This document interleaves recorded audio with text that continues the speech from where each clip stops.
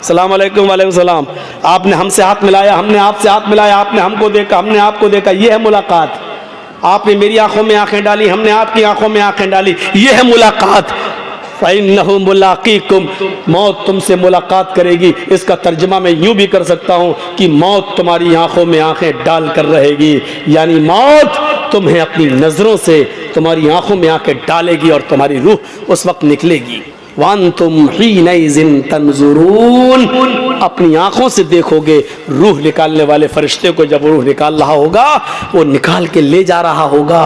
میرے بھائیوں, جب تمہاری روح نکلے گی, ہماری روح نکلے گی, وَأَنْتُمْ حِينَئِذٍ تَنْظُرُونَ, اس وقت مرنے والا اپنی آنکھوں سے دیکھ رہا ہوگا. بڑا عجیب مسئلہ ہوتا ہے جب روح نکلتی ہے. روح سب سے پہلے پیروں کے تلوے سے نکلتی ہے نیچے. آپ کسی مرنے والے کے قریب بیٹھیے اور دیکھیے, سب سے پہلے اس کا پیر کام کرنا بند کرتا ہے. روح یہاں سے کھینچتا ہے ملک الموت, یہاں سے کھینچ کر ٹخنے تک آتی ہے, پھر یہاں سے کھینچتا ہے تو پنڈلی تک آتی ہے.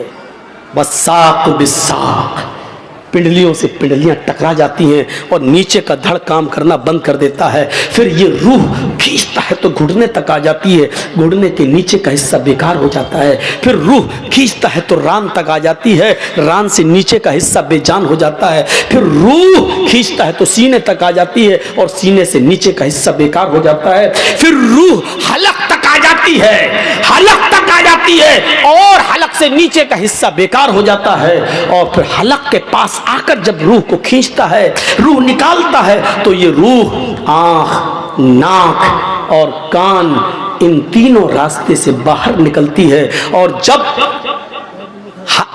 ناک اور کان کے راستے سے نکلتے ہوئے آنکھوں تک پہنچتی ہے تو آنکھیں پھٹ جاتی ہیں. اور آپ دیکھیے گا, مرنے والا جب مر رہا ہوگا تو اس کی آنکھیں کھلی رہ جاتی ہیں. کیوں؟ قرآن کہتا ہے اس لیے کھلی رہ جاتی ہیں کہ وَأَنْتُمْ حِينَئِذٍ تَنْظُرُونَ, اس وقت وہ روح نکالنے والے ملک الموت کو اپنی آنکھوں سے دیکھ رہا ہوتا ہے.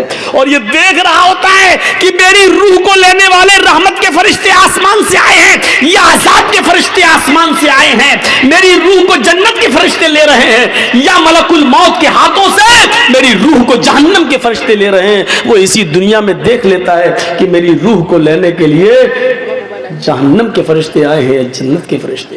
بہت آسان ہے. ہم لوگوں میں سے کتنوں کے ماں باپ اس دنیا میں نہیں ہوں گے, کتنوں کی ماں اس دنیا میں نہیں ہوگی, کتنے کے ماں باپ اس دنیا میں نہیں ہوں گے. ذرا سوچئے, وہ اس دور سے گزر چکے ہیں, اب وہ دور ہمارا بھی آنے والا ہے, آپ کا آنے والا ہے, ہمیں بھی اس دور سے گزرنا ہے. ہم نے اس موت کے بعد کے لیے کیا تیاری کر رکھی ہے؟ ہمیں اس چیز کا احساس اپنے اندر پیدا کرنا ہے. بہت خوش اور مگن ہو چکے ہم لوگ, بہت. یہ جو آوازیں آ رہی ہیں, چاہے عورتوں کے پنڈال سے آ رہی ہوں, چاہے بازار سے آ رہی ہوں, یہاں جلسہ ہو رہا ہے, قرآن پڑھا جا رہا, حدیث پڑھی جا رہی ہے, یہ یاد رکھیے گا, یہ آوازیں آپ کی ہوا میں نہیں گھوم رہی ہیں. آپ نے صبح سے لے کے شام تک, ابھی جب سونے جائیں بستر پر تو سوچئے گا کتنی گالیاں دی ہیں اور کتنا آپ کی زبان سے سبحان اللہ اور الحمدللہ نکلا ہے, اس کا حساب لیجئے گا.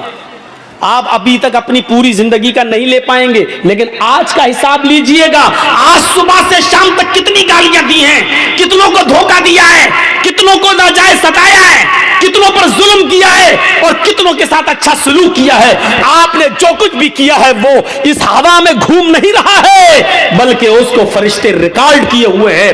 اچھا کیا تو دائیں ہاتھ کے فرشتوں نے ریکارڈ کر رکھا ہے, برا آپ کی زبان سے نکلا تو اس کو بائیں ہاتھ کے فرشتوں نے ریکارڈ کر لیا ہے. وہ اس ہوا میں ہے نہیں.